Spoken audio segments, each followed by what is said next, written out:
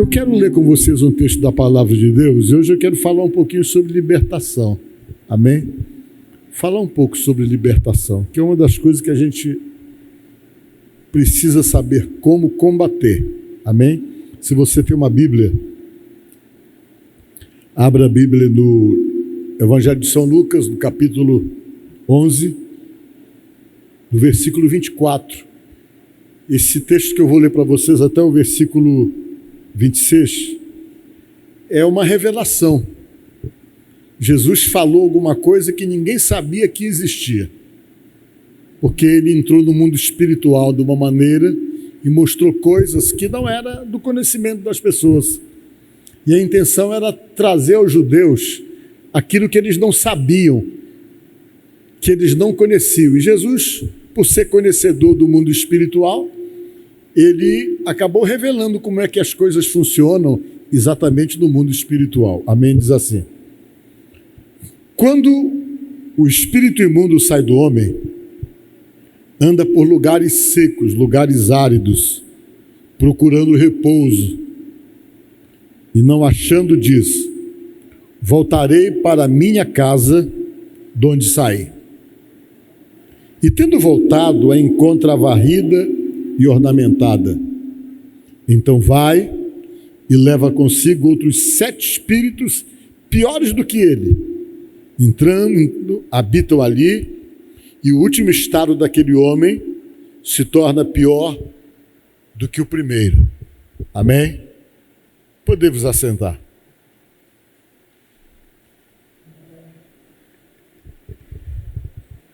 Eu quero nesta noite conversar com vocês sobre algo que aconteceu há 2000 anos atrás, que acabou fazendo Jesus revelar algumas coisas que os judeus não conheciam. Jesus, quando esteve aqui em nosso meio, ele andava no meio das pessoas e ele curou muitas pessoas, diz a Bíblia, e diz o Novo Testamento que pessoas doentes eram curadas por ele. Ele sarava pessoas. Nós temos conhecimento que ele abria a vista de cegos, ele levantava paralítico. Isso tudo para se confirmar que ele, na verdade, era o Messias, que o Messias, quando viesse, realmente faria essas coisas. E uma das coisas que ele fazia, os judeus não conseguiam entender. Ele expulsava demônios. E naquela época os judeus achavam que ninguém podia expulsar demônio. Estando o demônio no corpo de uma pessoa, na vida de uma pessoa, que seria impossível colocá-los para fora. E quando eles começaram a ver Jesus fazendo isso, eles começaram a se questionar: como que ele faz isso? Qual é o poder que ele tem para poder fazer isso? E eles então ficavam cheios de questionamentos e tentando encontrar sempre uma explicação depreciativa para aquilo que eles estavam vendo e coisas que eles não acreditavam que seria possível, coisas que eles realmente não admitiam. E uma das vezes Jesus estava em um determinado lugar e apareceu lá um mudo, um sujeito que era mudo. Quando a gente fala em mudez, você logo imagina que a pessoa tem algum problema de doença. Uma das coisas que pode tornar uma pessoa muda é o fato de ser surda. Ela não tem como falar exatamente por não ouvir. E era assim que se entendia as coisas. Tudo era olhado como sendo um problema de ordem física. Tudo era olhado como sendo um problema de doença. E a visão de Jesus, ela ia muito além da doença. Ele percebia realmente qual era o motivo pelo qual as pessoas estavam sofrendo. E diz a palavra de Deus que levaram esse mudo até ele. Quando Jesus viu o mudo, isso está no versículo 14 do mesmo capítulo 11, quando levaram o mudo até Jesus, diz a palavra de Deus que Jesus com certeza percebeu que a mudez do homem não era uma mudez de ordem física, mas Jesus conseguiu perceber que era uma mudez de ordem espiritual. E diz a palavra que Jesus se aproximou do rapaz mudo e ordenou que o demônio saísse dele. Ordenou que o demônio saísse. Quando o demônio saiu do corpo do rapaz, o rapaz começou a falar. Os judeus ficaram sem entender aquilo ali, ficaram todos confusos com o que eles viram. No momento que Jesus expulsou o demônio, diz a palavra de Deus, que logo o demônio ao sair, o rapaz começou logo a falar. Aquilo chocou os judeus, deixou eles chocados, sem entender. Está no versículo 14. Eles ficaram chocados sem entender, mas como que isso aconteceu? Que poder foi esse? Como é que esse homem conseguiu se libertar? E eles não queriam admitir que o problema do homem era um problema causado por demônio. A gente para às vezes para pensar um pouco e fica analisando, por que Jesus falou isso? Por que Jesus expulsou dessa forma? Porque baseado pelo que diz a palavra de Deus, tem muito problema na vida das pessoas que é causado por ordem espiritual. São problemas causados por situações espirituais que acabam criando situação de aparente doença que se torna uma enfermidade, alguma coisa que pode ser interpretado pela própria Bíblia, que chama de espírito de doença, quando a pessoa passa a ter sintomas que não têm lógica e doenças que não são diagnosticadas, a Bíblia classifica como espírito de enfermidade. E essas coisas Jesus conseguia ver muito bem pelo fato de ser Deus. Ele observava que o problema das pessoas nem sempre eram normais, nem sempre eram fruto de alguma questão muito física, mas ele percebia que às vezes por trás do problema tinha uma força espiritual que agia e que provocava aquilo.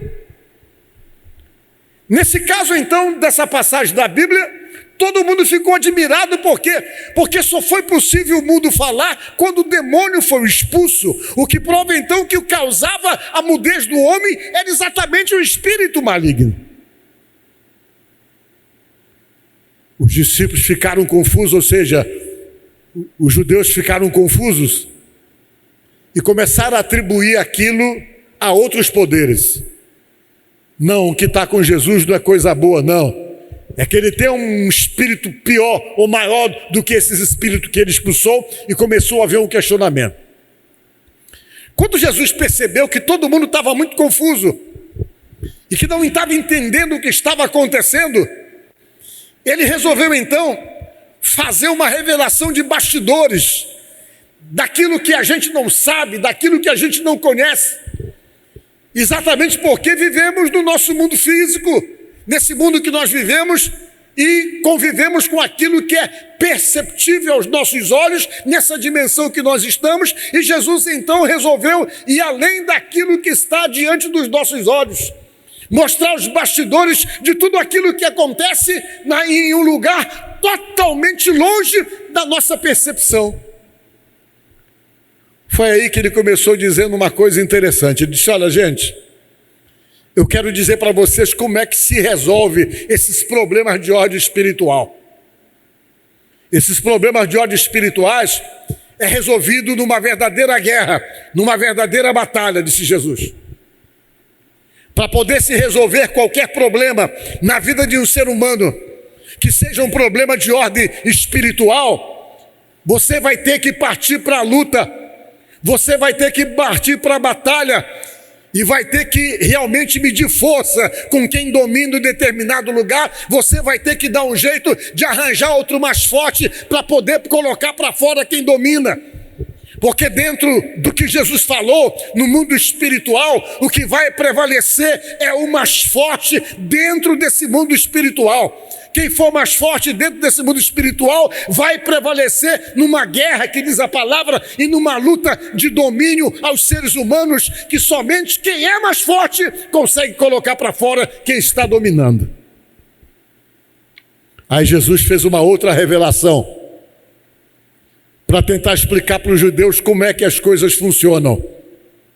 Jesus veio e falou o que está escrito no capítulo 21 do mesmo capítulo 11, que ela vai colocar para vocês entenderem.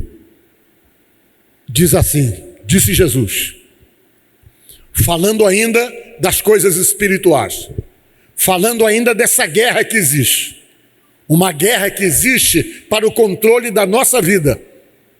O mundo espiritual guerreia para ver quem é que nos domina, baseado pelo que disse Jesus. Jesus disse que quando o valente bem armado guarda a sua própria casa, ficam em segurança todos os seus bens. Quando aquele que está dominando a casa, sempre que você vê a Bíblia falando casa, ela está se referindo a nós, a você. Por quê? Porque a Bíblia diz que nós que somos a igreja não é isso aqui não, essa estrutura que você tem aqui. A Bíblia diz que a igreja somos nós. Por quê? Porque Deus habita em você. É em você que Deus habita. É em você que Jesus habita. Por isso que quando você vem, realmente toma uma decisão com Deus, aí você pergunta, mas é importante tomar essa decisão? É importante. Por quê?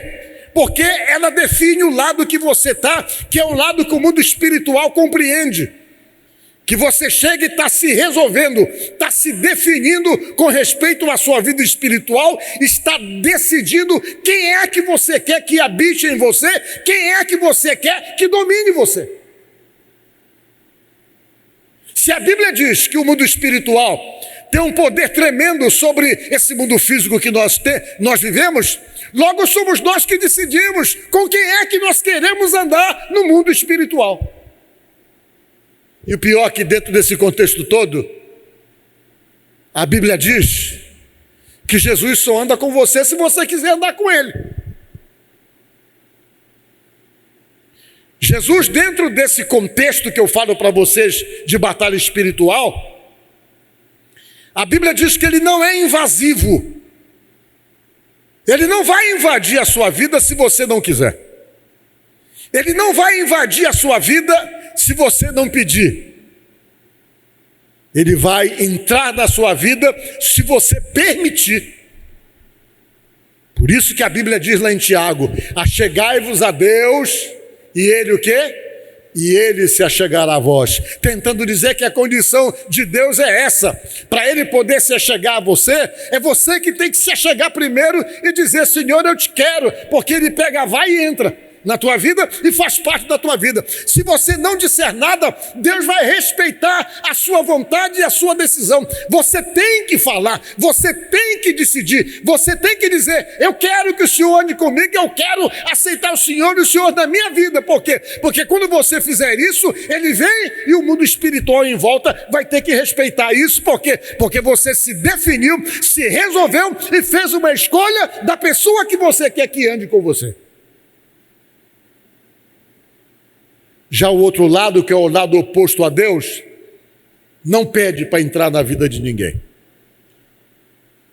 Não pede. Tanto não pede que a classificação feita pelo próprio Jesus, que está em João capítulo 10, versículo 10, Jesus disse uma coisa interessante, que ele é o ladrão, o outro lado, que ele age como um ladrão. Jesus só entra na sua vida se você realmente disser, vem, entra e faz parte da minha vida. Mas os outros lado espiritual não pergunta se você quer que entre ou não. Eles simplesmente entram porque Jesus os classificou como ladrão. Ladrão não pede para entrar na vida de ninguém ou na casa de alguém. Ele não telefona para você e diz, olha, amanhã eu vou entrar na sua casa. Ele entra você querendo ou não, de preferência, sem você saber. E disse Jesus que o outro lado que tenta disputar nossas vidas e que tenta fazer parte da nossa vida, eles pretendem fazer parte só para causar o mal, só para destruir. Foi o que falou Jesus em João 10:10. O ladrão vem somente para roubar, matar e destruir, disse Jesus. Mas eu vim, eu estou aqui, disse Jesus, para fazer diferente, para que vocês tenham vida e vida com abundância, disse Jesus. Mas eu só vou se você quiser. Se o ladrão está matando, está roubando, está gerando mal em você, você tem que me chamar e tem que querer que eu vou para poder colocar o ladrão para fora. Foi isso que quis dizer Jesus. No outro verso, ele diz bem claro, voltando lá para o 21. Quando o valente, bem armado, guarda a sua própria casa, ficam em segurança todos os seus bens. A Bíblia está chamando o outro lado, oposto de Deus, de valente. Cheio de valentia. Toma conta da vida da pessoa. Quando ele toma conta da vida da pessoa, ele faz de tudo para não sair. Se depender dele, ele não sai. Ele quer dominar tudo e ele se arma para não sair da vida da pessoa. Por isso que às vezes as pessoas têm muita dificuldade para romper com coisas, para se afastar de coisas. Por quê? Porque o inimigo que toma conta, ele se arma e tenta dominar.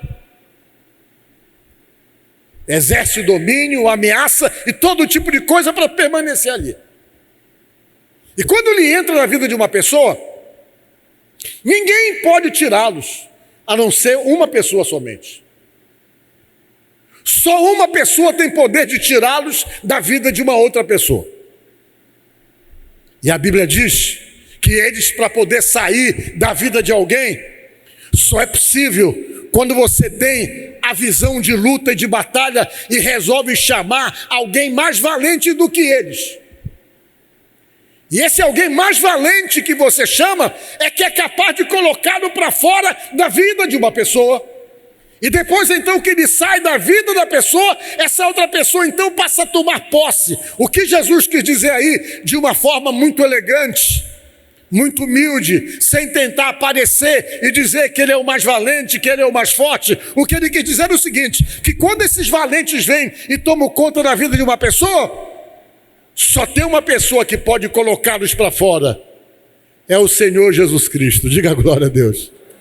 E ele, sem querer aparecer, sem querer chamar o holofote para si, ele disse, só tem um jeito, você chama o mais valente do que quem está dominando, porque se você chamar o mais valente do que está dominando, aí eu vou lá e limpo a pessoa, e além de limpar a pessoa, tirar e colocar para fora, eu vou dominar e vou ocupar a vida da pessoa, e vou ficar com essa vida como um despojo de batalha, que é o sentido realmente dessa colocação, é sentido de guerra, de batalha, de força. Ele pega e explica aí. Ainda fica e ele divide os despojos. Despojo é os resultados, os benefícios que a pessoa pode ter. Depois que ele falou isso tudo está no capítulo 11. Ele vem e explica, pois é, mas tem um detalhe. Às vezes Deus faz tudo isso pela gente, mas a gente não ocupa a nossa vida com Ele. Às vezes a gente quer a solução do problema, a gente quer a libertação das situações, e depois que Deus está fazendo uma obra que abençoa, a gente também não firma compromisso com Ele, fica totalmente à deriva e acha que está tudo resolvido, e não está resolvido porque é necessário tomar posicionamento, é necessário se posicionar. E disse Jesus, logo depois desse texto aí, que quando o valente é colocado para fora da vida da pessoa, que vem o mais valente do que ele, diz, sai, vai embora, sai da vida, porque agora a vida dessa pessoa está livre de você. Ele sai. Mas disse Jesus no texto que eu comecei lendo para vocês, que ele não desiste, o outro lado, o lado maligno. Os demônios não desistem. Sabe o que eles fazem, disse Jesus? Eles vão dar uma volta.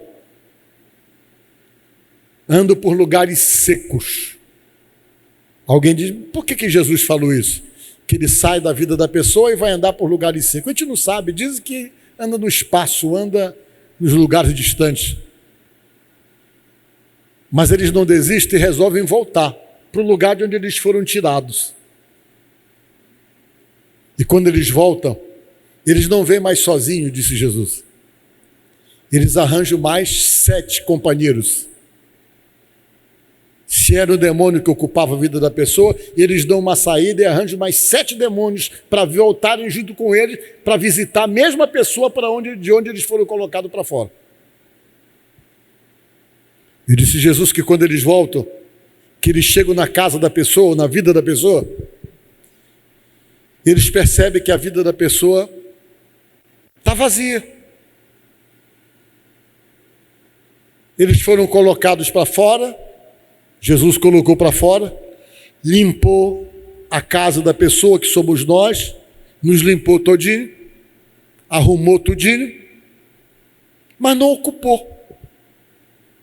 Por que não ocupou? Por conta da decisão, de tomar a decisão. Mas pastor, tem que fazer sim, porque Deus só entende isso. Deus determinou que é assim. Você tem que confessar que quer. Para Deus só funciona se você confessar: Senhor, eu te quero na minha vida. Me ocupa. Às vezes você recebe uma oração, resolve todo o problema, mas você não ocupa. Está tudo limpo, que Deus limpou, está arrumado, mas não está ocupado, porque você não se resolveu com Deus. E diz Jesus que ele volta. Chegando lá, ele encontra a casa limpa, arrumada, porque Jesus arrumou tudo, porém vazia. Aí disse Jesus que eles vêm e entram de novo. Só que agora aquele que saiu não entra sozinho. Ele entra com mais 7, disse Jesus.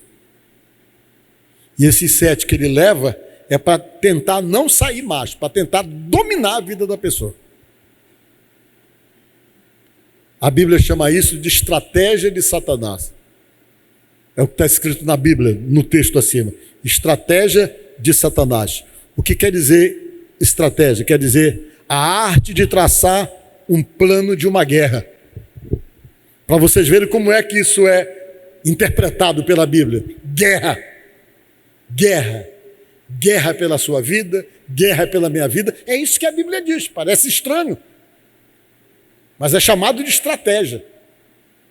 Estratégia de Satanás, que é exatamente o plano de uma guerra, uma arte de poder traçar um plano. E eles vêm e dominam. Para Jesus tirar de novo, vai ser uma batalha muito maior ainda para poder colocá-los para fora. Por que eu estou pregando isso para vocês?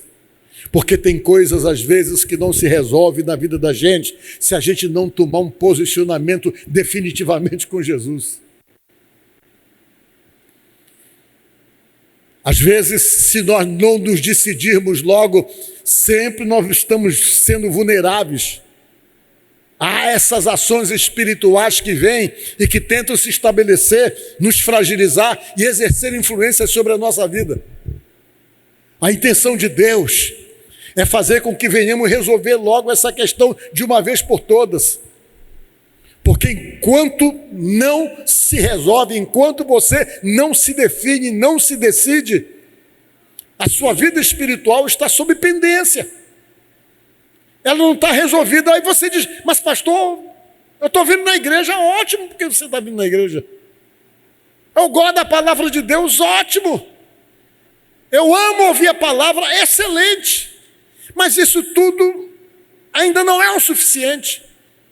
Porque baseado pela palavra de Deus, tem que haver uma definição, uma decisão sua, para que você venha definir no mundo espiritual quem é que você quer que conduza a sua vida espiritual.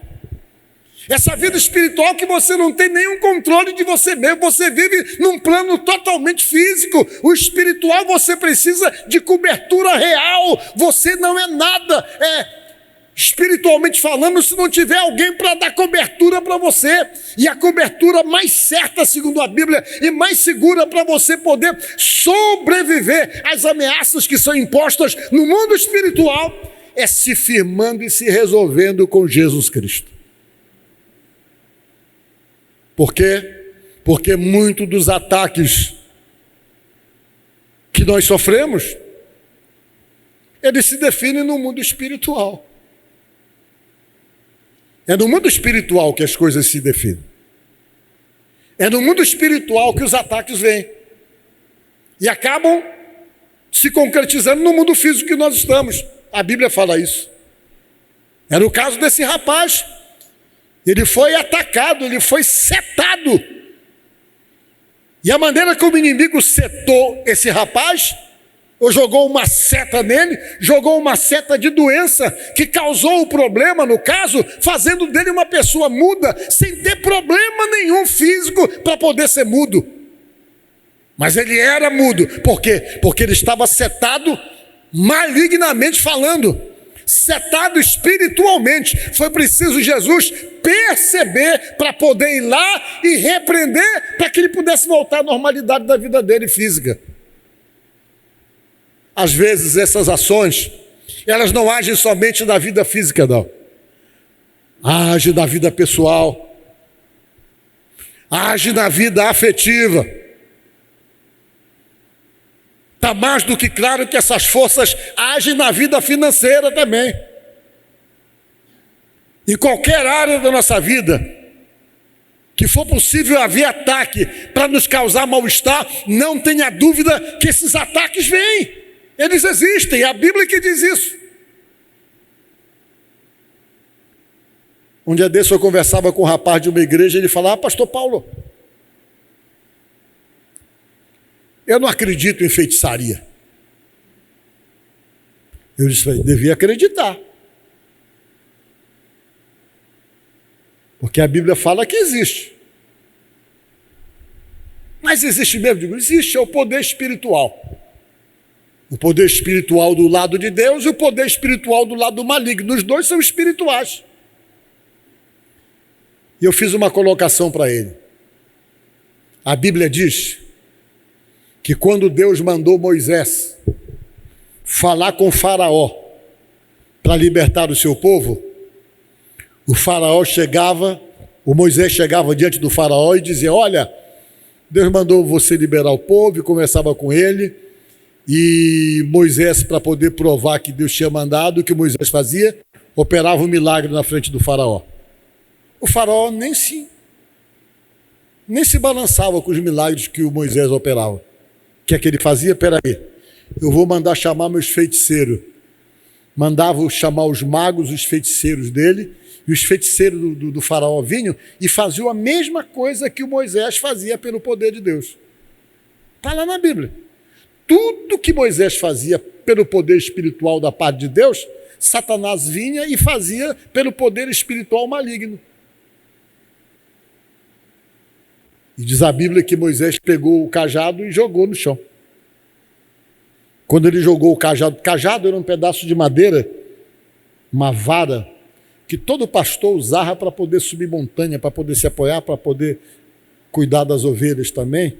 E ele pegou esse pedaço de pau, diz a Bíblia, está lá em Êxodo, que ele jogou. Quando ele jogou, o pedaço de pau se transformou numa serpente, pelo poder espiritual que havia nele, que era o poder de Deus. Sabe o que diz a Bíblia? Que Moisés mandou chamar os magos, os feiticeiros dele. Ou seja, Moisés não, o Faraó. O que foi que aconteceu? Os camaradas chegaram pelo poder maligno, jogaram lá e fizeram a mesma serpente. O que a Bíblia diz que aconteceu? Vocês lembram que está na Bíblia? O que foi que aconteceu?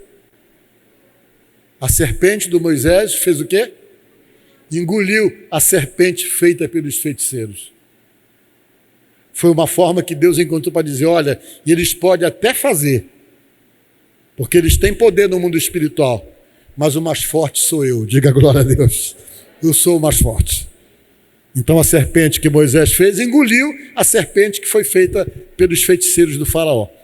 Isso é um mundo espiritual definido e revelado nessas coisas da palavra de Deus. E essas forças vêm, nos atacam da mesma forma, da mesma maneira. Tem muito ataque que é seta maligna mesmo.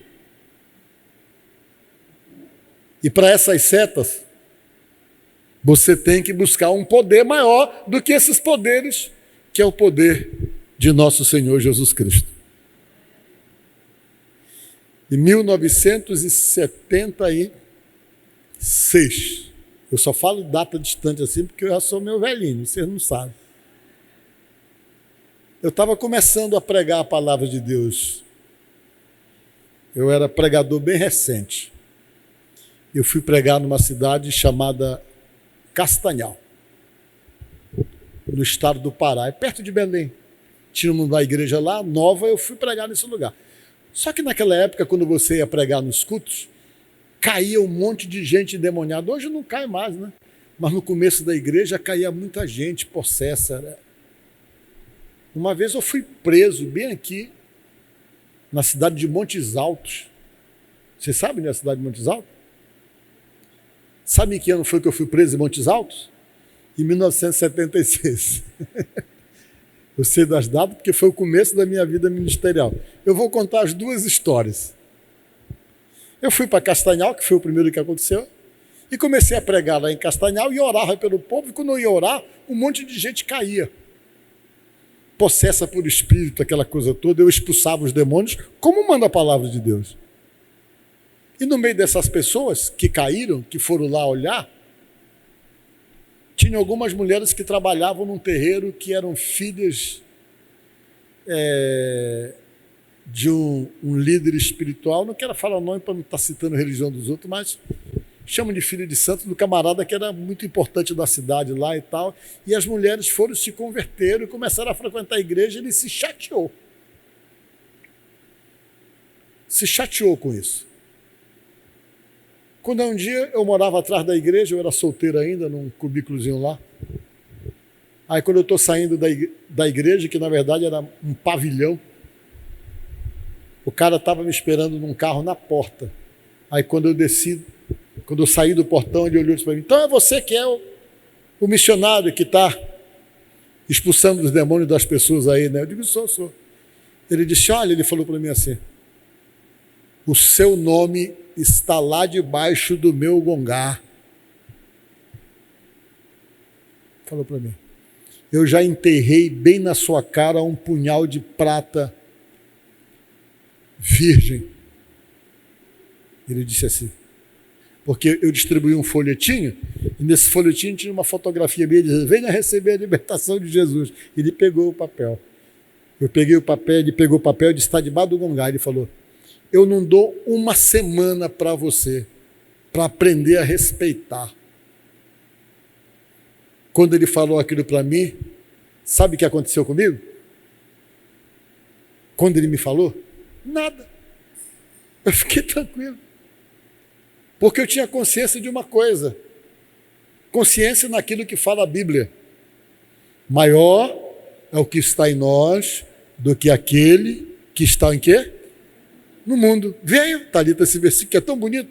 A Bíblia deixa bem claro, para você não se assustar, porque maior é o que está em você. E a Bíblia diz que o maior que está em você é Deus. Amém?